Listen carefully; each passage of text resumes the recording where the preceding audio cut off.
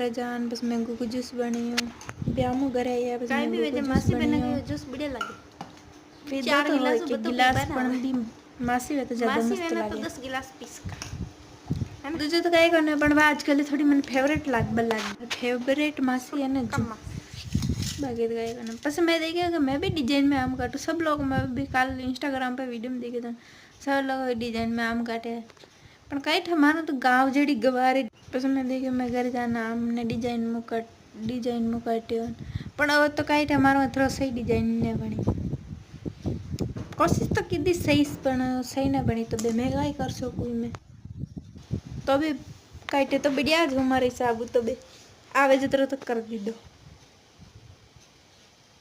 बेजो इन सोलने में ज़्यादा तो खाने की इच्छा है ये खाने में ज़्यादा मस्त लगे सोलने में बढ़िया